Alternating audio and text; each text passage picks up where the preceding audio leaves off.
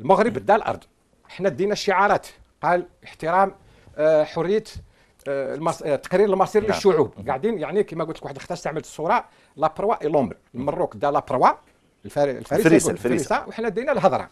درك على غربنا، المروك عنده ستاتيو هذا تاع مومبر اسوسيي، يعني عنده ستاتيو تاع مومبر اسيميلي دو لوطون مع امريكا منذ الابد، والامم المتحده اللي يسيرها مجلس الامن. اعضاء المجلس الامن كلهم يعني تبناو الموقف المغربي ماشي الموقف الجزائري. نعم. احنا خاسرين حاصلين في هذه الازمه هذه، وحنا دوك ما عندناش اقتصاد، ما عمرنا ملكنا اقتصاد منتج اللي يغطي احتياجاتنا. عندنا اقتصاد يعني اداري سياسي مزيف، غير يعني ماهيش حقيقي، اوهام انه الجزائر ما عمرها دخلت في اي تحالف مع اي دوله، مع اي مجموعه من الدول، ولا على الصعيد العسكري ولا على الصعيد الاقتصادي المالي. احنا عندنا في شرقنا تونس، في غربنا المغرب، كلهم عندهم ضمانات.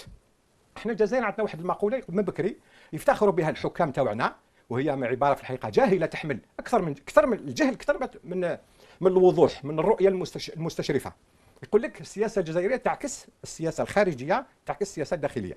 احنا نعرف انه السياسه الداخليه كانت فشل على فشل، اذا السياسه الخارجيه اذا كانت تعكس الداخل عكس الخارج عندنا فشل ايضا. غدوه الله لا يقدر